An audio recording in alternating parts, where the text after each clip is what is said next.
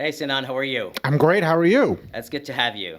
It's great to be here. A beautiful day here in Palo Alto, It is. honestly. I love it. So we're gonna start with just a note, and for our first intro would be a quote.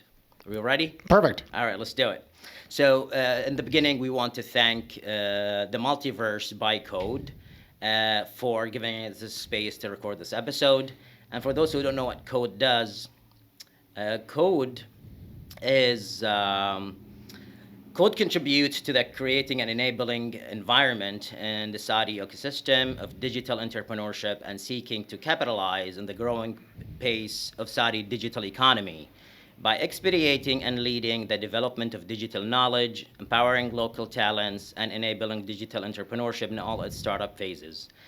Uh, Quote, I will let you say the quote and we'll take it from there. Yeah, so you asked me to prepare a quote, and I honestly, the first thing I thought when you asked me to prepare a quote was, "Oh no, I don't usually like quotes because to me quotes feel like I'm copying someone, I'm trying to mimic someone, and obviously, a lot of their mentorship is a lot about mimicry and justifying kind of like following in their footsteps. But I think I thought of the perfect quote that kind of encapsulates that, which is comparison is the thief of joy. Now, it's actually a bit of a cliche here in the States, to a point where no one really knows where it came from. Some people will say, I think Mark Twain. Some people will say it came from the Bible. It's disputed. And the reason I like the quote so much is A, it's so disputed that, everyone says it because it must be true. And two, throughout my journey as an entrepreneur, an author, an educator, one of the things that always held me back in my mind was how much I looked to others to see what are they doing? How are they doing? What are they doing differently than me? What can I be doing that's different to be in more in line with them? And that actually got in my way more times than it helped me. Because instead of thinking, what should I be doing? I was saying, what are they doing? And I think there's a healthy balance of the two. So I think for me, I always put too much emphasis on what others were doing. So for me, that's the quote. Comparison is the thief of joy. I love it. I love that quote, actually. This quote will mean more things when you introduce yourself and what the field you work on. Mm-hmm. So, in just a brief, I'd like the audience to know who you are, where you currently work, and after that, we'll kick it to the first question. Sure. My name is Sinan Ozdemir. I am an AI entrepreneur, author, and educator here in the San Francisco Bay Area in California. I have been working in generative AI for over 10 years. I did not misspeak just then. Generative AI is actually older than GPT and older than the Transformer in 2017. This is a field that I've been in, working. I've worked with, people like Greg Brockman, one of the founders of OpenAI. I've worked with Sam Altman when he was at Y Combinator. So this is a circle. This is a field that I've been a part of for a while. And since then, I've started companies in the generative AI space. I've exited. I've written a few books on LLMs and AI in general, and I still teach to this day in various locations. But I do a lot to answer your question. Amazing. So, change of plans. We're going to go deeper into this because I think this is probably one of the most important episodes I've ever recorded. And to your point, I'll bring a memory of my timeline and I'll tie it to this and we'll talk more actually about the subject. It is 1999 and my uncle is a computer engineer and this is his words. If you want to be on the curve of the future, choose something in computer science. And of course, I did not listen. And Your uncle said that? yes, That's really funny. yeah. My uncle is the one who told me about computer science And you too. listened to him. Different uncles, but And you listen to him. I did. I remember very distinctly. So it's funny that your uncle was also the one for you. Yeah. I consider him a genius. He's a guy that we used to look up to, but I did not have the capacity to understand what he was talking about. Although I owned my first computer, our first computer, the whole family. Right. Yeah. Yeah. My mom, always thankful to her. She got 3 months' salary. She bought us a Micron. This was '94. So I was familiar with the computers and what they entitle. I just didn't understand the capacity of what he was talking. Fast forward to today's time, we know AI is not going to be changing the world. It is changing right now and has changed.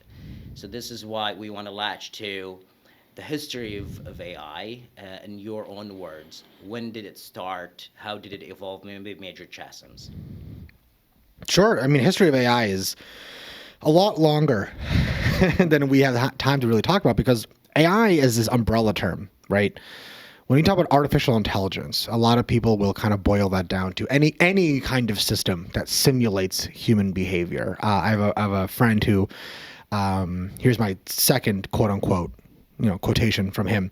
He always likes to, he coined this term to me called washing machine AI, where the idea is if you put your clothes in a washing machine, and if the washing machine knows how much the clothes weigh and adjusts the time based on the weight of the clothes, that is some simulated human behavior, isn't it? Is that not some artificial intelligence? And frankly, I agree with that. So the idea of algorithms making these kinds of decisions, either based on rules or historical data, frankly, it doesn't matter. That's AI. So the history of AI is as old as whenever algorithms were making decisions on either on our behalf or as an assistant, if I'm being frank. What's more recent is, I would say, the advent of machine learning, where machine learning as a subset of AI is, well, how do you generate these algorithms? How do you make these learning engines, not based on rules that usually a human would type in, but how do you base it on data? And I think that history is really only about a century old at most. And thinking about early kind of learnings of data, and all the way to 50s and 60s with Arthur Samuel in Stanford, I believe. I'm not up on my my facts and all the historical nuances here, but I believe he was at Stanford. And that history, I think, is more what people are kind of latching onto, is the idea that in the last 20 years, since 2001, I believe, we only recently started to use deep learning as a way to solve a lot of our language problems, or natural language processing problems, or NLP problems. And in the last 20 years is really where we've seen the biggest deltas in what we perceive today as modern kind of generative AI. Interesting. Well said. Now, I want to talk about the paper that was published in 2017. Sure. What was that paper? Why it is a turning point, and what's its importance? Yeah, the paper, the Attention is All You Need is the name of the paper. That's the seminal paper in the last 10 years easily in the world of natural language processing. The Attention is All You Need paper in 2017, which came out of Google. DeepMind, yes, specifically. The paper introduced a novel deep learning architecture called the transformer. That's the T in GPT. The GPT is generative pre-trained transformer. That's what it's based on.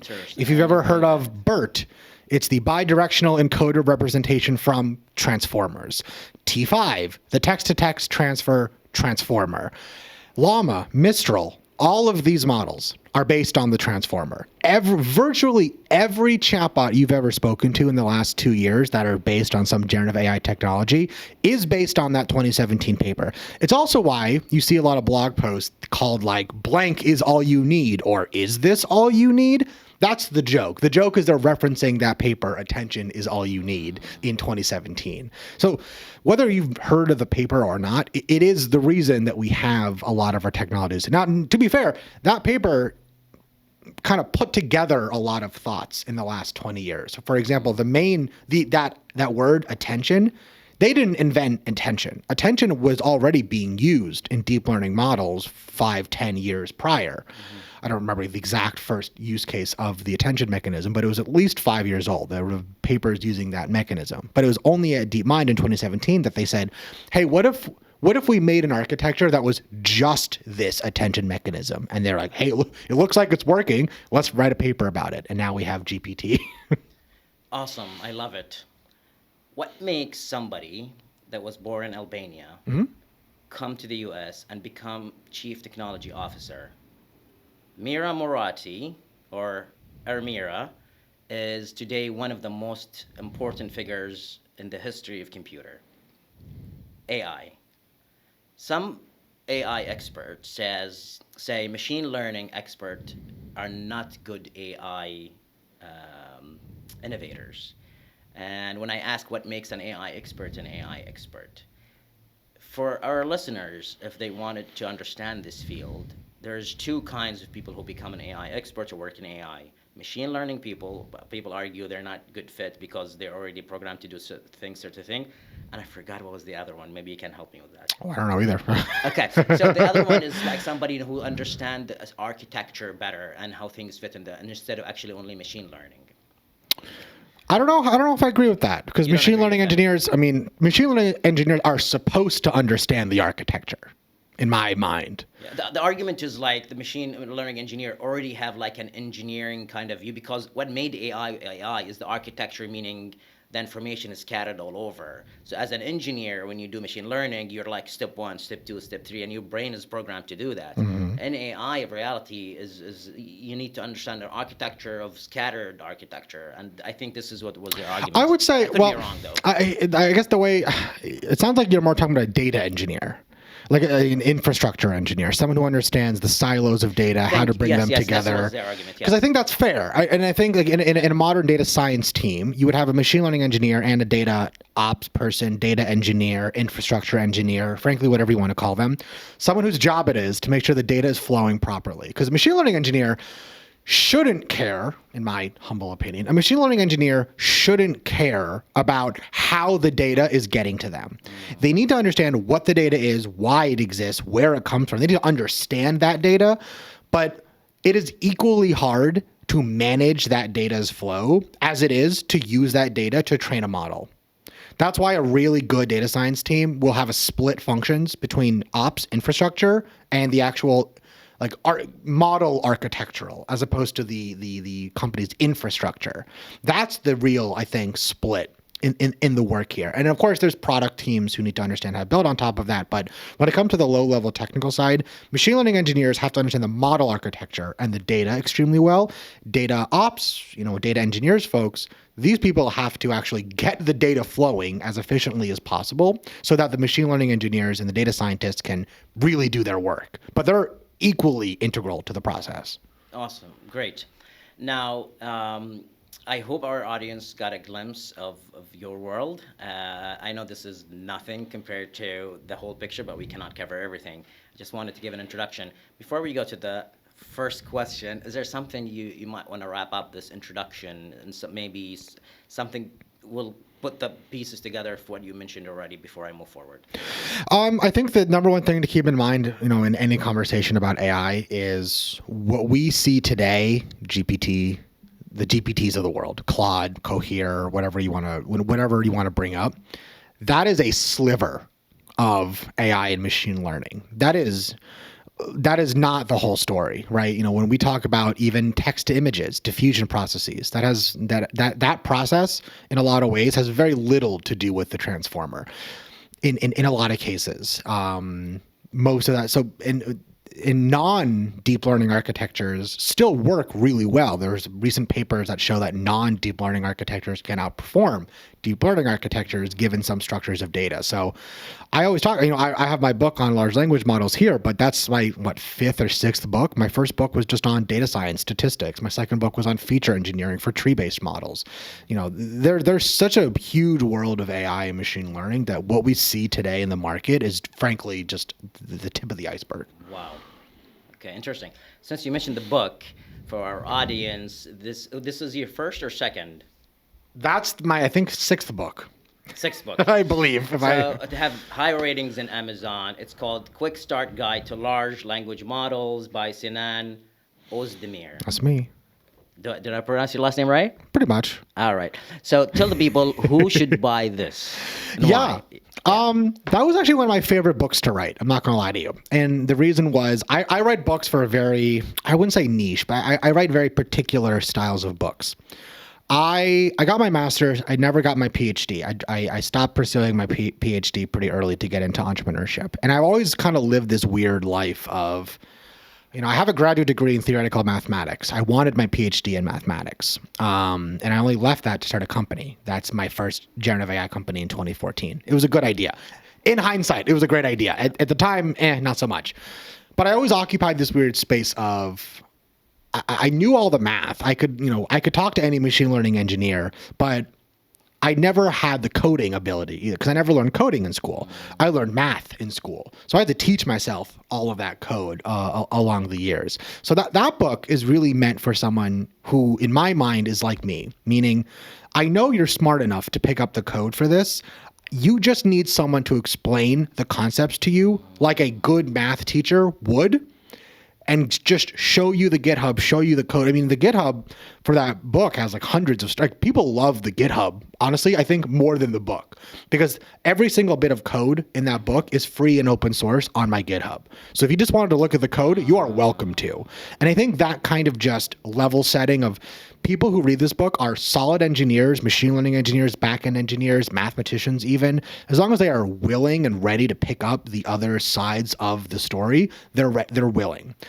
The people who will not get a lot from this book, quite frankly, are the already PhDs in machine learning. The people who already have PhDs in AI and machine learning have come up to me and said, I didn't really get much from your book. And I'm like, I'm kind of glad, because it wasn't for you.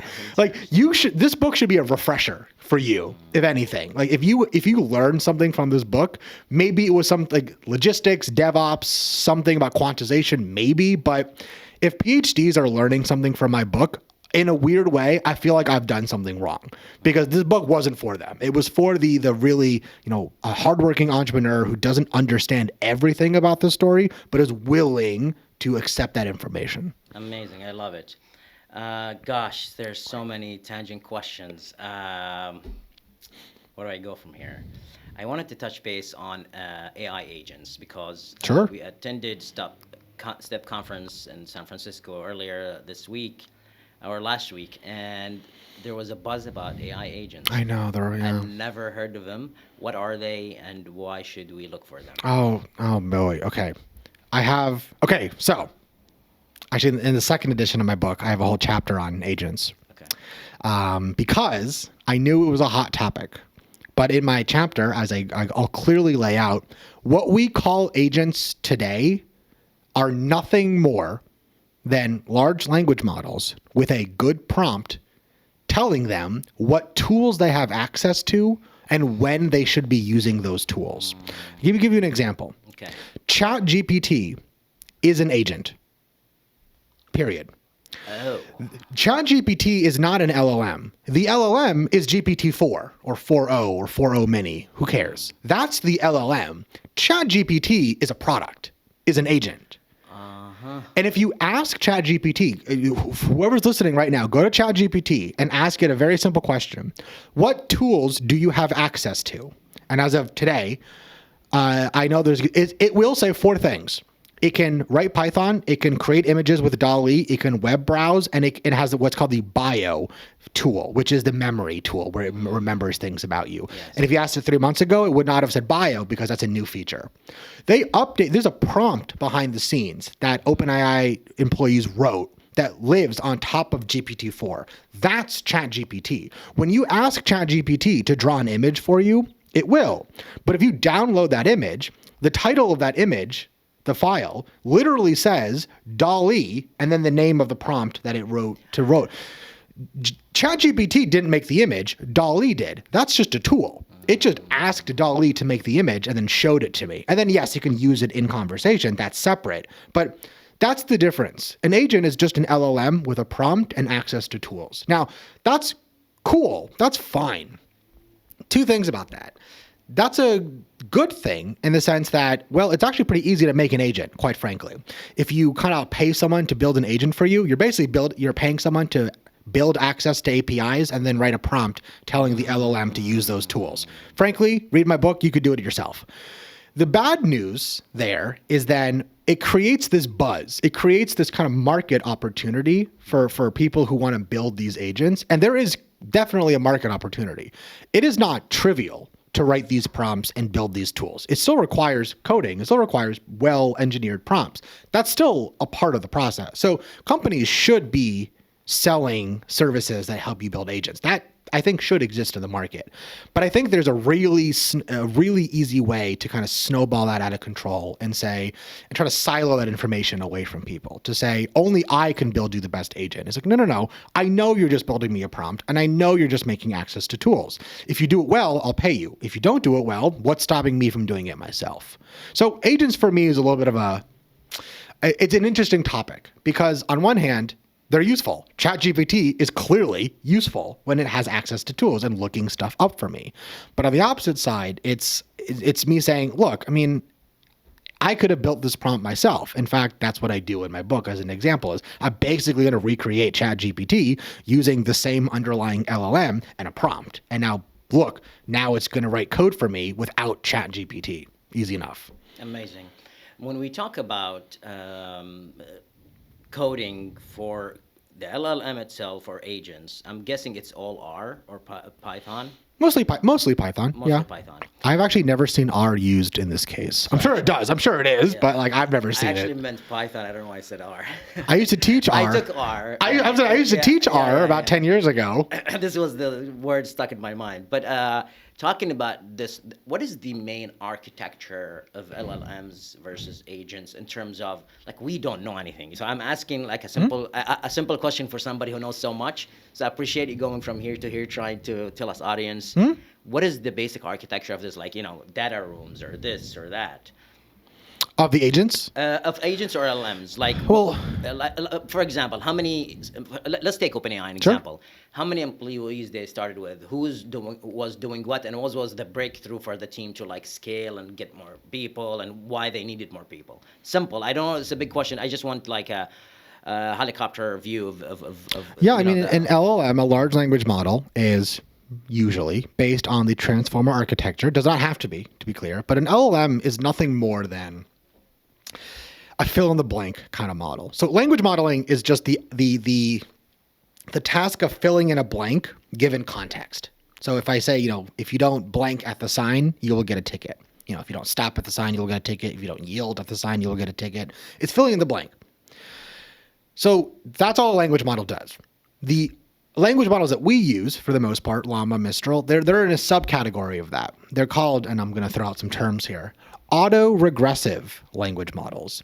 All that means is they're filling in the blank at the end of a sentence. They just keep typing in one word or token after another. That's why when you talk to ChatGPT, it comes in one word at a time. That's not a product decision. That's an architectural limitation. The model has to speak one token at a time. So that's all an LLM is. Text comes in, and then it just starts adding on tokens to the end of it one by one by one. That's all an LLM is, at least an autoregressive LLM. The agent on top of that is, like I said, the same LLM, but the input to that is a prompt basically telling it what to do and what to think. The most common, maybe not the most common, one of the most common patterns for an agent would be thought, action, observation, response. Meaning every time the user asks for something or says something, the agent will be told to go through 4 steps. Think through what you should do next. Thought. Create a possible action to take, and that action could be as simple as respond to the user. Observe the result of your action, and if your action was something like an API call, do the action, and then observe the response from the API. And then finally, respond to the user given all of that context. That's a pretty common pattern with agents. But again, it's just the LLM executing on those steps one by one, underlying LLM. Does that start to answer absolutely, the question? Yes. Yeah. So token versus parameter. What are they? So parameters are, any deep learning model, transformers included, so therefore anything based on the transformer, at the end of the day, for the most part, it's really just a bunch of matrices and vectors full of numbers, right? It's a bunch of matrices being multiplied by each other. That's how deep learning architectures work at the end of the day. It's linear algebra 101.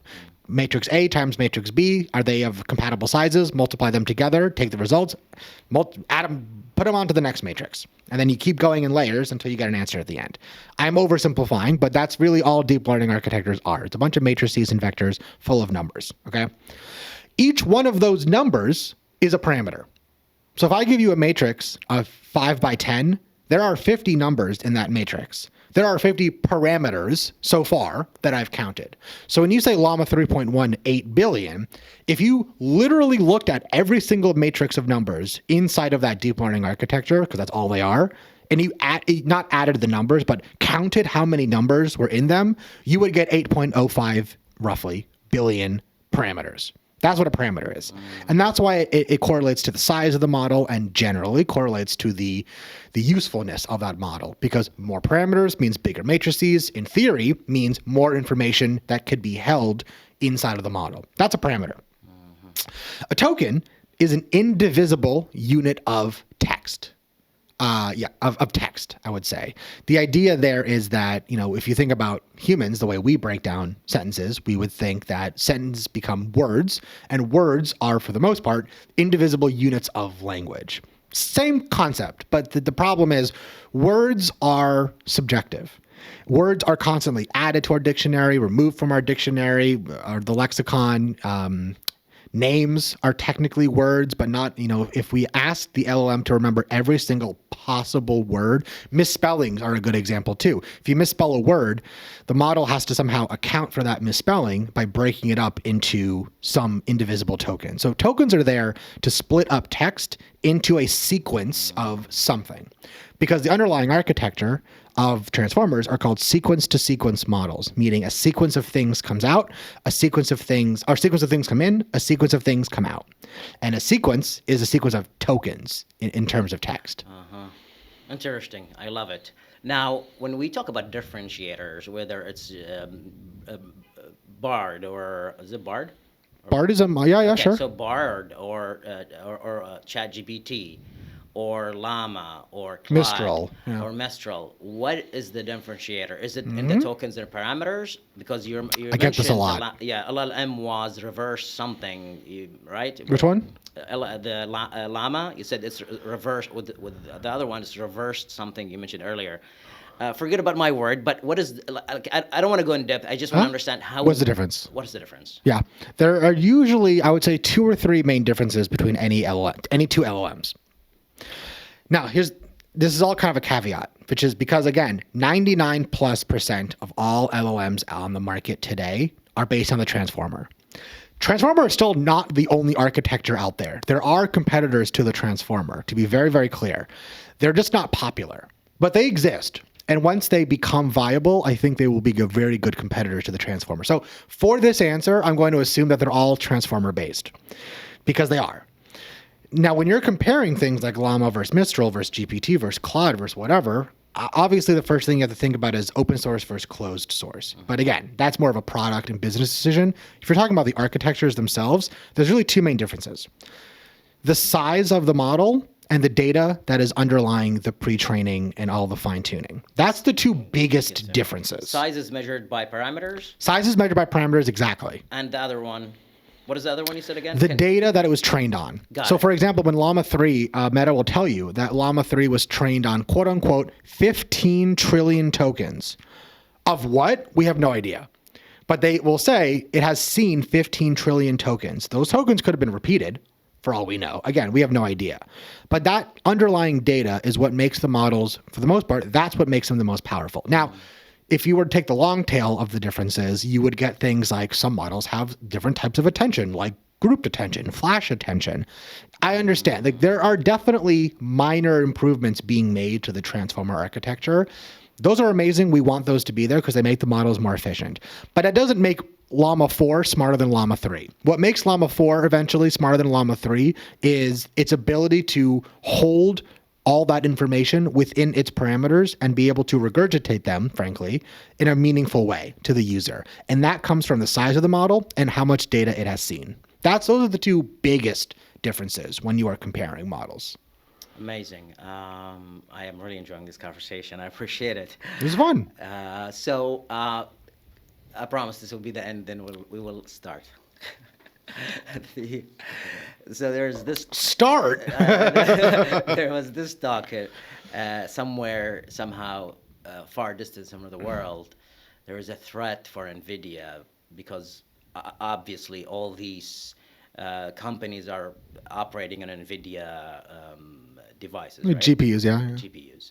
And there is a talk that maybe in a year or two, we will not need GPUs to perform AI models. I could be wrong. This could be somewhere. I read this last night while I was preparing for this. What did they say?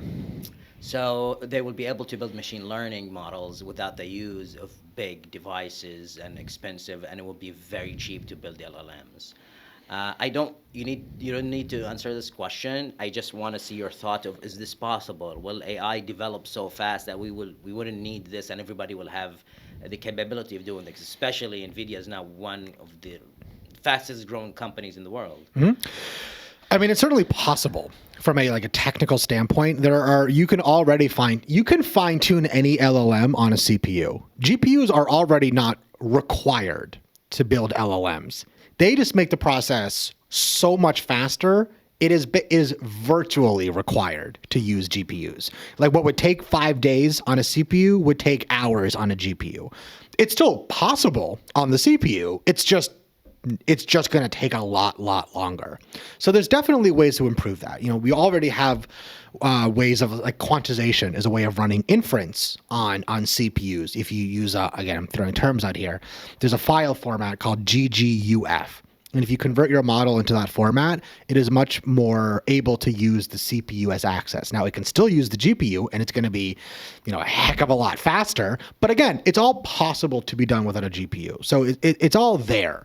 Now, I'm not a hardware guy. It's interesting to me. I just don't understand the hardware side of things. So all I know is that it's definitely possible. I don't know exactly what it will take to get there, but in theory, no one needs a GPU. GPUs just make them so much faster to train and use. Got it. So as I said, this was my last question, but we have a question from the audience. Oh, yeah. Yes, and the question says, some people measure how good an AI model is by the size of the parameters. No, don't do that. Exactly. And so he said he heard somebody at one event says the quality, actually, we can train models to be so good with a few parameters, but it's the quality of the parameters. Can you talk about that? Yeah, but quality of the parameters, again, comes from the data. That's what quality of the parameters means. So why they brag about 10 trillion parameters? Marketing. So, it's marketing. Okay. The longer answer to that question is, if you take the same architecture, like Llama 3 has a 400 billion version of itself, which is just better than the 8 billion version. That's no doubt about it. It is just better because it's better at benchmarks, it's better conversation, it has more information behind it. That's all true. The problem, though, is people kind of start to see that as the only dimension to think about. If Mistral 12 billion, that's not a real model. If Mistral 12 billion has more parameters than Llama 8 billion, Mistral 12 must be better. It's like, no, you've missed the point entirely. Size is one dimension to think about when you're trying to pick a model. In fact, the two that I mentioned, the size and the data behind it, that's just the top two. It's not the only two things I would think about when picking a model. There are at least 10 other things I would think about first before picking a model for a specific task. So, but I get it because there's such a huge slog of models always hitting us in the face. It's really attractive to say, oh, I just need one or two decision parameters. But that's never going to be the best answer, and that's always going to be a trap, frankly, for not just for the consumer, but it's also going to be a trap laid by the AI creators, because all they have to say is, we have the biggest model out there. And then a portion of people will say, oh, bigger is better. I'm going to switch to them now.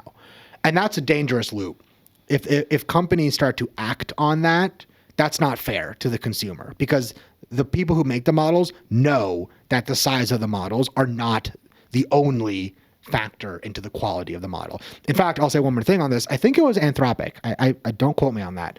There was a paper that came out a couple of years ago that basically showed that LLMs in their current state are too big, meaning we can compress them to be smaller if we wanted to. Do we want to, though? I don't know. That's why you see a lot of open source models nearly outperforming what's closed source and presumably much bigger. It's because theory does show that, and practice shows that smaller models can be as performant as models 10 times bigger, 100 times bigger than itself. That's why you get papers like LoRa, the low rank adaptation, the fine tuning papers. That's why they work, is because if you make the assumption that these models could be smaller, you can actually fine tune them more efficiently. So all of this is related. And it's all kind of intertwined into the marketing side of things, the product side of things, the engineering side of things, and just the day-to-day consumption side of things of LLMs. Awesome. Now the first question. Oh, okay, great. Okay. Okay. So, I think our audience will enjoy this introduction because it is crucial in a space that very few know. And there's no opportunity for us to get somebody who actually was with Sam Altman in the beginning at YC, who worked with the other founder at OpenAI. So you are close to the source, as they say, and there's less bias, at least to the scene. Now, question is, you are, or you have a Turkish heritage, but you were born in Connecticut. That's true.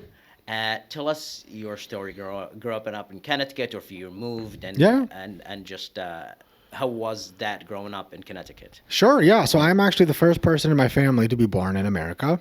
My parents and sister, older sister, came from Turkey. We pretty quickly moved back to Europe. Actually, not Turkey. We lived in Warsaw, Poland for a while because of my dad's work. But we always went to Turkey every summer for pretty much the entire summer. So I grew up kind of between wherever I currently lived and Turkey for 3 or 4 months of the year. So we moved to Europe, Warsaw, when I was a kid. And when I was roughly 6 or 7, we moved back to America. I was in Connecticut for a couple of years. Then we moved to New Jersey. That's where I did middle school and high school. And then I moved to Baltimore, Maryland, where I did college. And I got my first job as a lecturer at Johns Hopkins. And then I moved to California to start my first company. And then I moved back to Virginia and back to California in between then. But I moved around a lot. Interesting. So talking about school before college, you know what? Let's go to Warsaw. Do you remember anything at all? Not really. I'm not gonna lie to you. I remember flashes? Flashes. I remember school. I was a kid. I was really young when we were in Poland. But so there's some memories. Yeah, I couldn't tell you like how was it to live in Warsaw. I don't know. I was 3. Gotcha. Okay, so coming back, you went. So coming back from there, where was the first city you guys were in? After we came back to America, that would have been, I think it was Stanford, Connecticut, I believe. Stanford. It was in Connecticut. So, and let's talk about school before college. So intermediate, middle, and high school. What was the major signs or habits that indicated you're going to be living in this? Or maybe what is the first club or something that you enjoyed, like challenges, opportunities? I didn't, my uncle, like I said earlier, my uncle introduced me to computer science when I was...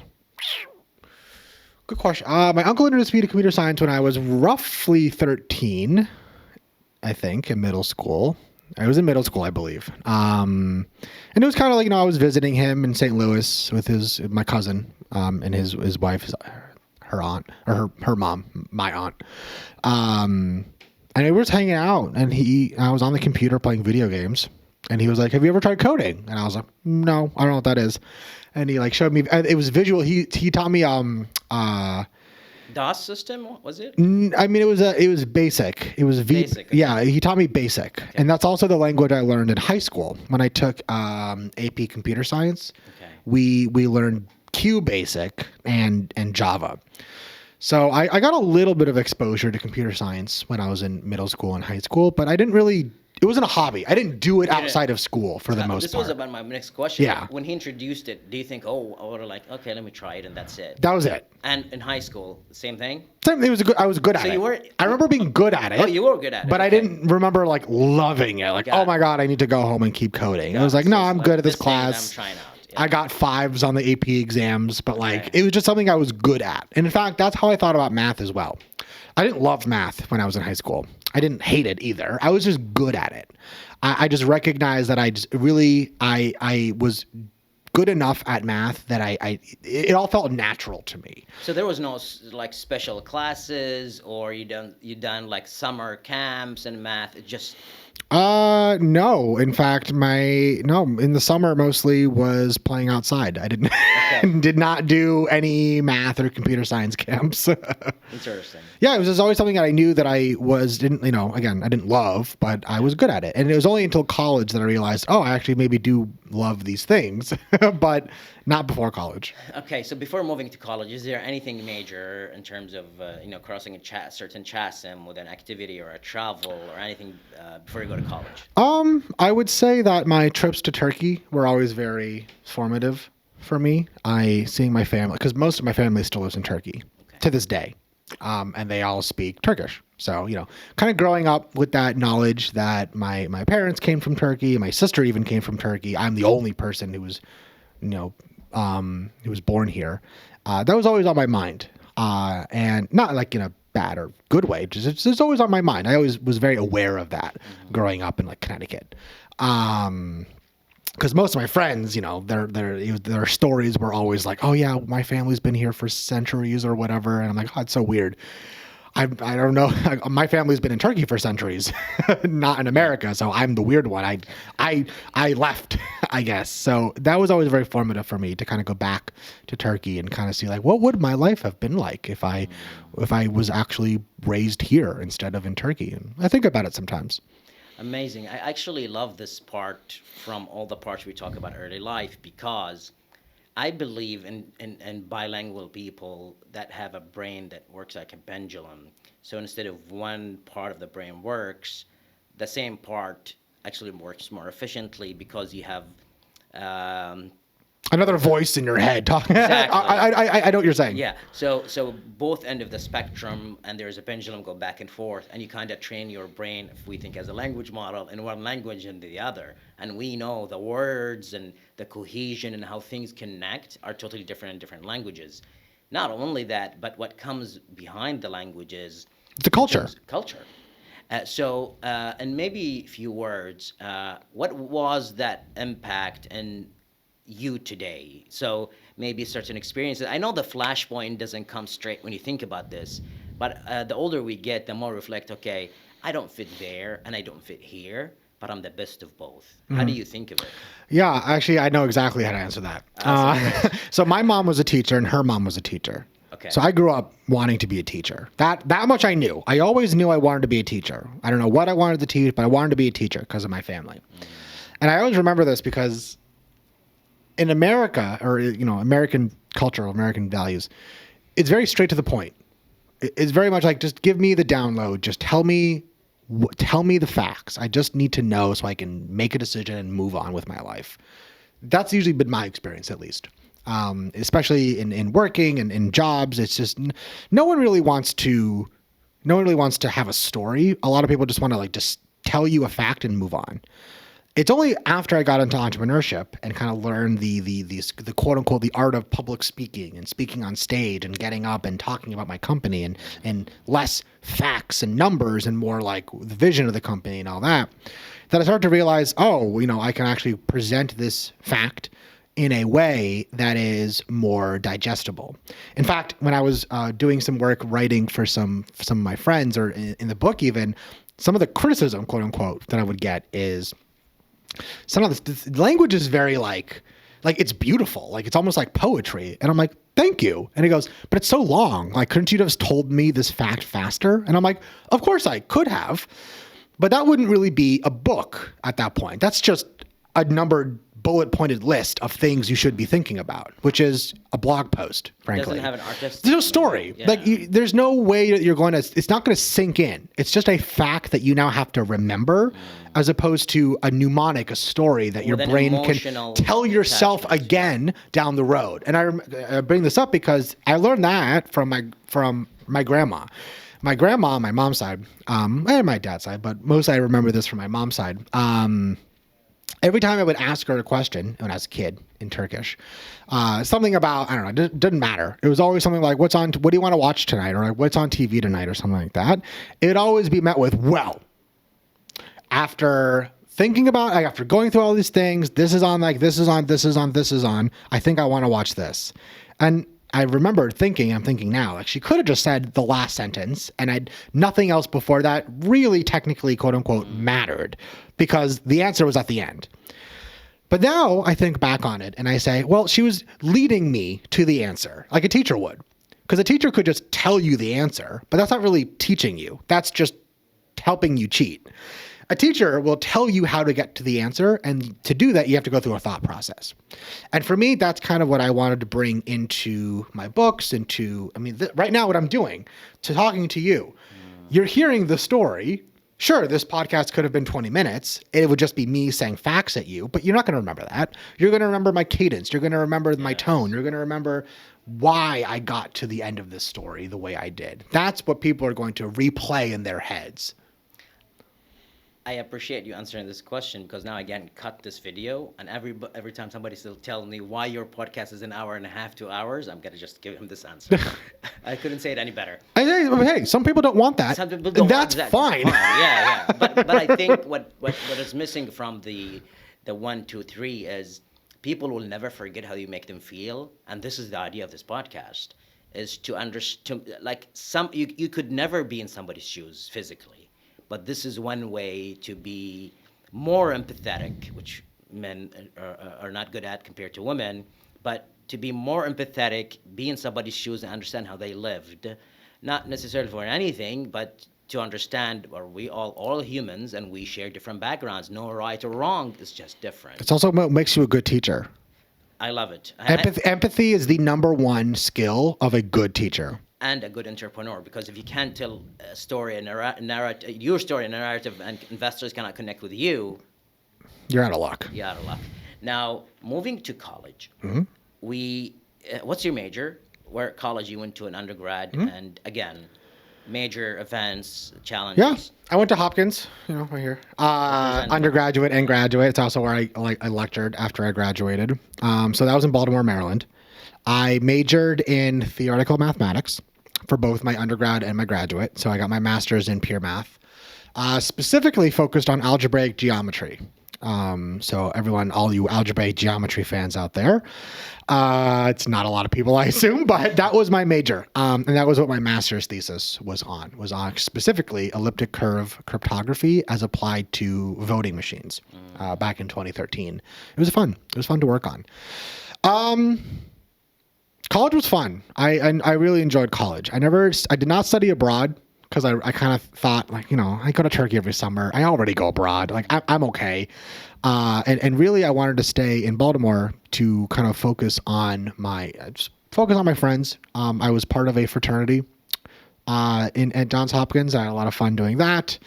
I would say probably some seminal moments in college definitely was the 2 or 3 of my fraternity brothers had started a startup.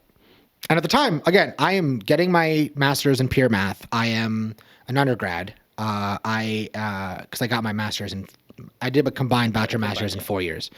So I'm doing my master's classes, and these guys approach me at a party, my fraternity brothers, and say, "Aren't you the brother who knows how to do math really well?" And I'm like, "I'm the only math major, if that's what you mean." Sure, yes, I guess that's me. And they said, "We're starting a company and we are having trouble with our algorithm development. Can you help us?" And I'm like, I don't know any computer science. I barely know computer science. I took the AB classes. I barely know Java. I didn't take any computer science classes yet in college, like Python programming. They're like, "That's fine. We'll teach you all that." And I was like, okay. So the summer after I think it was sophomore year, I ended up working for them as an intern, and they taught me how to code in Python. Wow. We ended up getting a patent for my work on that subject. And after doing that experience, I was like, oh, I want to be an entrepreneur now. So you loved I loved it so much that I wanted to be, and now they work at Meta and Google. They're brilliant. These are brilliant people. Wow. And Booz Allen, these are brilliant folks that I work with. But they taught me not just coding, which, I in theory could have taught myself, but they motivated me to learn coding because it was always look, we have a problem and we need to solve it. We don't know the answer. If we did, we wouldn't have hired you. And that for me was very eye-opening to be like, wow, they're trusting me to potentially find a solution to their problem. And then it worked so well, we ended up patenting it. So that's what really got me into startups. And that would be probably my biggest experience that I would point to in college.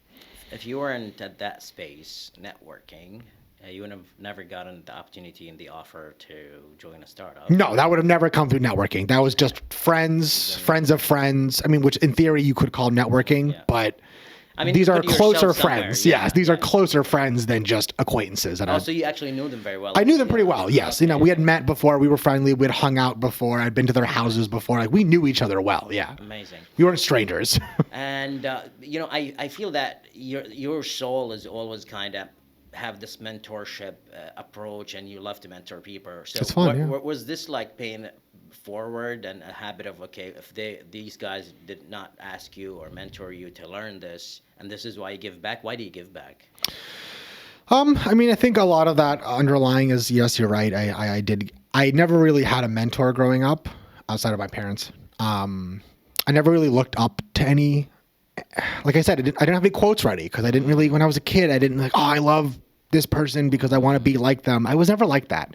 I was always very much the person who was like, I'll do my own thing. I don't want to do it that way. I want to do it my way. Okay. You know, I was that kind of kid.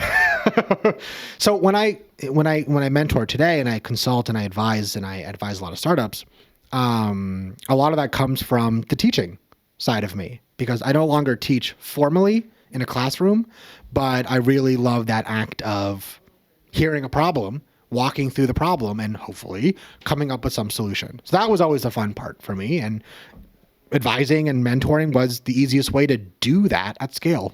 Amazing. There's always a problem to be solved. Amazing. Now you're in this startup and you Mm-hmm. finished. What came after that? The one in college. The one in college. Well- So you stayed in. So this. Okay. So That was just one summer one in summer. college. Okay. Yeah. So what came after that experience in college? Challenges, opportunities, and so we can move to the first real job after college. I mean, that was the biggest one. After that, I got my master's, and then I started my next company, which is the one. It was at the time. It was called Legion Analytics. That's the company that ended up getting into the first Y Combinator Fellowship, the F1 Fellowship. Well, maybe after you finish, just talk about that because I've never heard of that one. So Y Combinator briefly did a fellowship program where it was in person. This is back 2014. This is how I met Sam Altman. Okay. And ended up connecting with Greg Brockman. They did this very brief experiment where they brought on kind of smaller, earlier stage companies, like mine was at the time, and then gave less money, but took zero equity. It was interesting. They never did it again, to my knowledge. But we were the first and only, to my understanding. And as far as I'm aware, we were the first company or one of the first companies to go through any Y Combinator program as a generative AI company. Because Legion Analytics, we pivoted a few times, and that ended up becoming Kylie.ai. That's the main generative AI company that we built, that we work with CenturyLink. It's a very large telco, a bunch of other bigger companies, Fortune 100 companies, deploying enterprise AI in 2014. And that's the company that we ended up selling in 2019, a couple of years ago. Interesting. So, how was the atmosphere in the beginning of this journey before any of you understood what AI could become? Whether you or Sam or Greg, how was the relationship, the help, the interactions? Since everybody has their own company, but Yeah. you guys with Y Combinator. Yeah. So Sam was he advised our company because he was I believe he was a president of YC at the time, if I'm not mistaken. So he was still president of YC. So Who was it? Sam Altman. He was the president. If I'm not mistaken, I should maybe look that Sam, up. It's Bill something, right? Michael Seibel? No, so the guy currently who runs YC. Not Sam Altman, correct. But at the time when I was going through the fellowship program, I believe Sam was the president or something higher Bill up. Graham, I think. Paul Graham. Paul Graham. Paul Graham was the original. original. Okay, Yeah. So Sam, I didn't know that. I may be wrong on that, but he was higher up, and he worked for Y Combinator at the time. Oh, he did. Yes. I did not know that. He, Okay. yes, he was with Y Combinator at the time, not with OpenAI. But he was advising your company. Through YC, because we were in that program. OpenAI is not there yet. No. OpenAI, or at least he's not at OpenAI. Yeah. I think he joins OpenAI, I believe, in 2018, 2019. Really? If I'm not mistaken. Yeah. Interesting. So who started OpenAI? I don't remember. I'm not going to lie to you. Interesting. I don't Okay, remember. That's okay. So let's talk about Sam Altman advising you when you were there because he worked for Yeah. YC. Well, because anyone at the time, 10 years ago in 2014, the sentiment on machine learning was it's a tool. It is a tool to solve a problem. And I still believe that to this day. ChatGPT as a machine learning algorithm is a tool that solves problems. So the advice was always, the machine learning doesn't matter. The problem you're solving, that's what matters. And if the problem you're solving can be solved better through AI and machine learning, do that. But if it doesn't require machine learning or AI, do not waste your time. Our problem demanded machine learning and AI, so that was our approach. But the problem that we were solving was, in theory, not related to AI at all. It was customer support. We were doing automated customer support in 2015, 2016 through AI. But the problem was customer support. The problem wasn't machine learning. So machine learning, for me, continues to simply be one of the tools that you can or may not deploy to solve a problem that matters to somebody else. Okay. So now you are at YC, you work at this startup until 2019, you exited. In a brief, because we have 15 minutes, and Sure, please. and we need to talk about a lot of stuff. So how was that experience?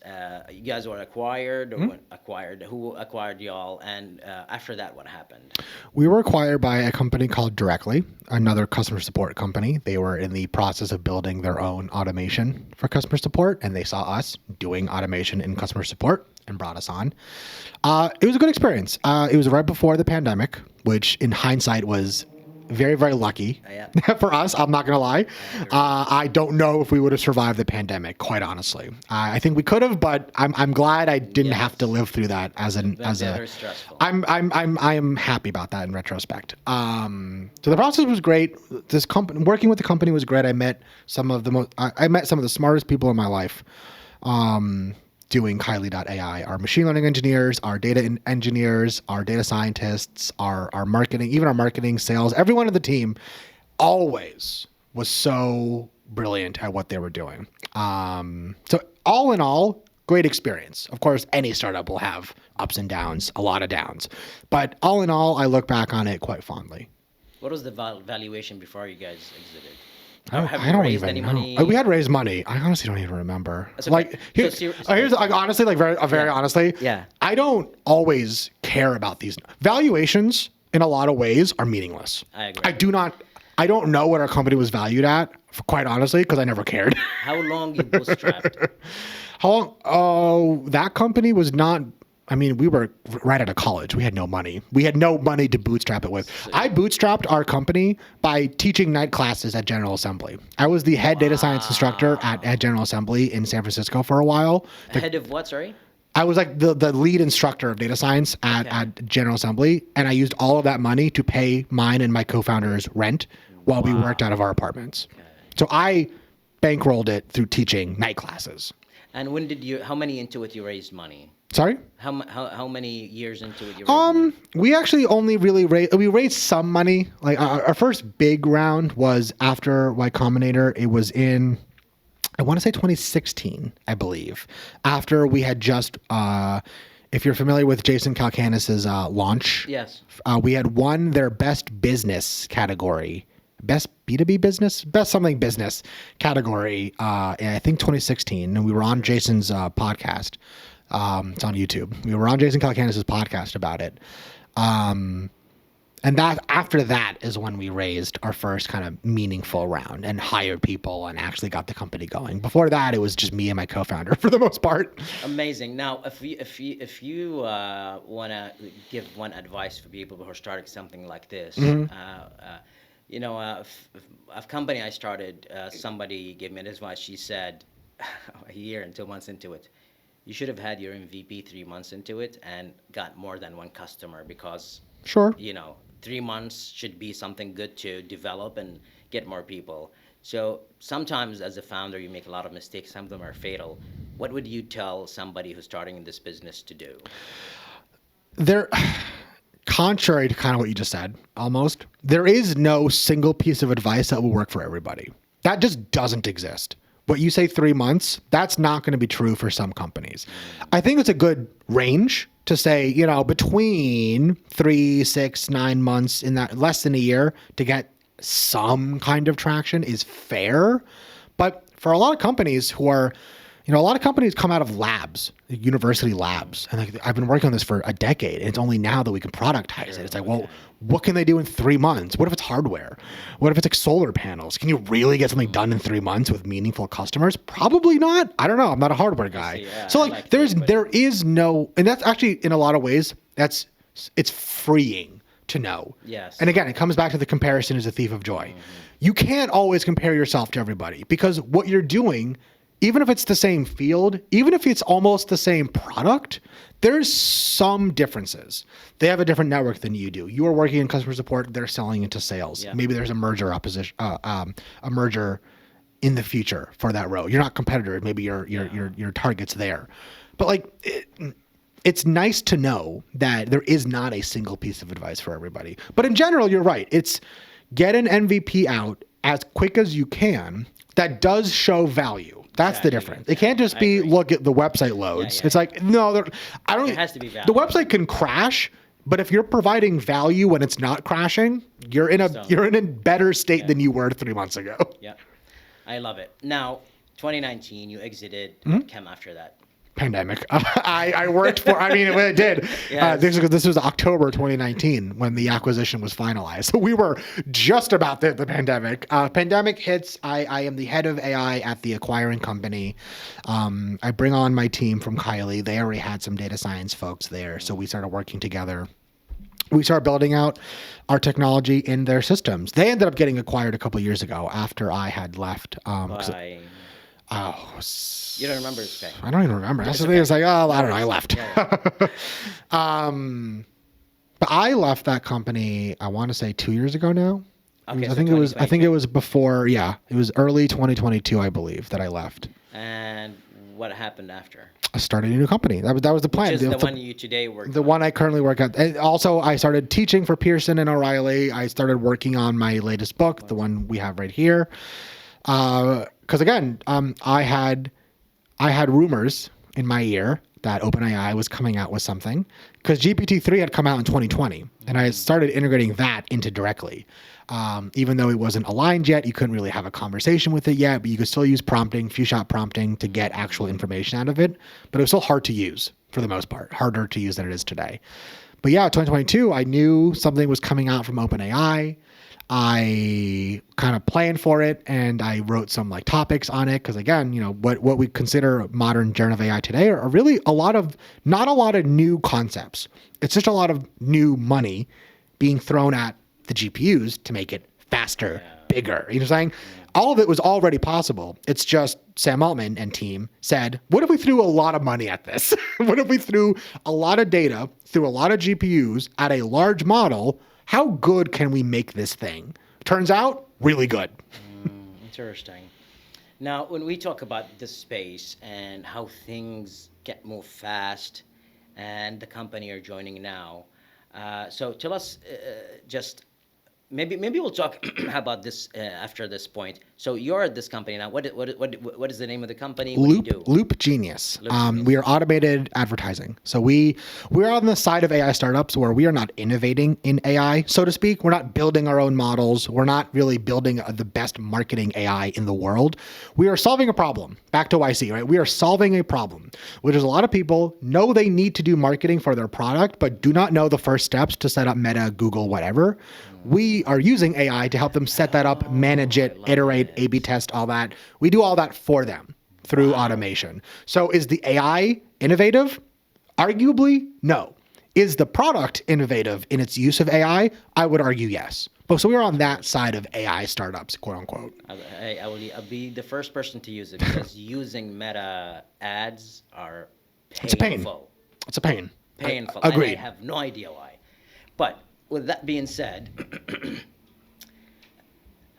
gosh, we need to end, and there's so many questions. But let's talk about character for AI leaders and maybe young people who want to join this field. Sure.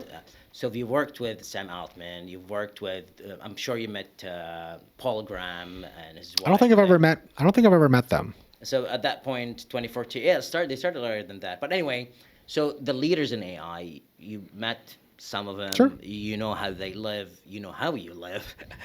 Why would somebody want to major in AI, and what attracts you to stay in it? And maybe after answers these questions, we'll ask the last question before the identity capital question. Yeah, no, for me, it comes all the way back to what are the problems that are unlocked through AI. AI and machine learning have been unlocking new solutions to problems for decades. Like I said, I built a generative AI chatbot in 2014. It was much smaller. It could only really speak a sentence or two at a time, but that's all we needed it to do, and it worked. And it's only gotten better since then. So the solutions that we are unlocking with AI don't seem to be slowing down. And that's what keeps me in the field. I hope that in 20 years or less, people won't need me anymore. That's the goal. The goal is that using an AI infrastructure, using AI will no longer require someone like me to come in and kind of teach them from scratch. What the heck's a transformer? What's a large language model? How do these things work? What's the right kind of data? How big is too big? How small is too small? You won't need me anymore to answer those questions. That's my hope. And that's why I do what I do. Is if I can teach enough people all these things, no one will need to ask me these basic questions anymore, basic to me, because they are the foundations to solving these problems with AI. Being able to pick which model to use for your task, eventually, I think should be more common knowledge than it is today. That's the goal. But so what keeps me is education, making sure that I can democratize this information to as many people as I possibly can. Because, again, I don't want to be needed in this field in 20 years. I would rather go back to teaching intro calculus in colleges again, because that's what I love to do. I love that, man. I don't know how. I truly enjoyed this episode. I don't know how good. we can cover a lot of things and important subjects and questions.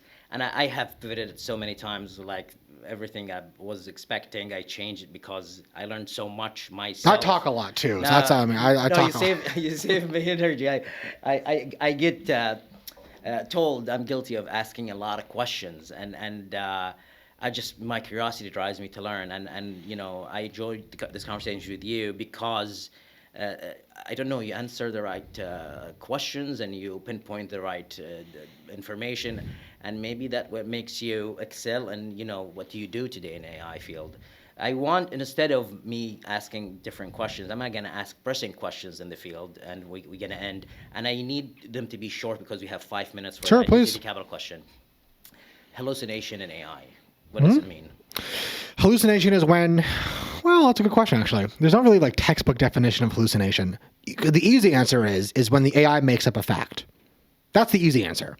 The harder response to that would be a hallucination is the result of the AI attempting to be helpful when it cannot access information that would actually answer the question. It will make something up. That's why it is making up information. But the short answer is it's when an AI makes up a fact and uses it in context. That's what a hallucination is. Okay. Second question is why Elon Musk wants to build their own X.AI and why every other person is doing it, though Sam Altman says there's no point of building LLMs, agents, and the design of what deliverables is key because, you know, there's a lot of LLMs already. And your thoughts, how do you think about So Sam, I think, actually is identifying that correctly. The idea that, again, agents are just built on top of LLMs. So why build, in his mind, why build more LLMs when we seem to be pretty good at making LLMs. It's time to start applying them to real world problems through agents. Yeah. That part I understand. Now, I like Sam a lot. I consider him, you know, we haven't spoken in not in a bad way. We haven't spoken in a while because he's busy from what I can tell. But I also have to take a little bit of a grain of salt because, well, he also runs the company who makes the LLMs. So it's in his financial interest to say people should stop making LLMs and just use mine. Yeah. So I understand both sides of that argument. So on one hand, I can see why a company like Twitter or X would want to make their own LLMs because you don't want to end up in a position where you are kind of beholden to a primary provider of a product. Now, today you could argue that, if you go to cloud computing, AWS is the main provider there, but there's also Google Cloud. There's DigitalOcean, who uses, I think, uses AWS to do their Spot instances. But there aren't that many players. And we're already seeing something similar. There's Claude, there's OpenAI, there's Cohere. There's not that many model providers in the closed source space. So I understand why companies like X would want to make their own LLM. But at the same time, Sam is right that it's also the point of making LLMs is to use them to solve a problem. ChatGPT is an agent. They're solving a problem. Twitter, their Grok model, GROK, there's also, it's more or less like a ChatGPT. You ask it a question, it'll surface some tweets and give you an answer, but it's roughly the same thing. Are they solving a different problem than ChatGPT? I don't know, but they should be. That their whole point is to solve a problem. So Grok is an agent or actually an LLM model? Good question. That's the right question. I believe Grok is the LLM. Okay. And I think it's also the name of the agent, if I'm not mistaken, but I think they called them the same thing, if I'm not mistaken. Got it. For the sake of time, one last question. Please, you're good. So some countries in the MENA region, what is the current NVIDIA model? A100 or? That's one of them. Yeah, the A100s are sought after. So the B100 is the newest model. Newest model, and it's like more expensive. I'm not going to lie to you immediately. I don't know all the model think, names of GPUs. If I am mistaken for our audience, please Fair enough. Excuse our us being accurate. So a country in the Middle East, a small country, Sure. bought a lot of the new models before they came out from NVIDIA. Oh, what? Exclusively to, I don't know. Do you recommend countries building their own LLM, and why would they, or how would they decide? Yeah, so I think not being a political expert, like a Not about foreign politics. I know. To be clear, Yeah. you talk about countries building LLMs. Like I don't know the political side of all that. Geopolitical economics is a different story. I was like, my sister would know. I don't know. Anyone, country, corporation, person, anyone who wants to build an LLM, the reasons usually will come down to something in between. It's fun. I like doing it personally for myself, but all the way to I don't want security, privacy, cost usually are the main considerations, right? OpenAI is an American company. Do you want your data flowing through an American company? Maybe you're not allowed to, for all I know. I see what you're saying. And if you're not allowed to, you need options. And if you want options, they need to be hopefully as good as OpenAI. Here's where the cloud computing analogy fails. Linux, an open source operating system, is the same. If you run it in America or if you run it in Turkey, it's the same operating system, right? So who runs the machine running the operating system, in theory, doesn't matter. With AI, it does matter.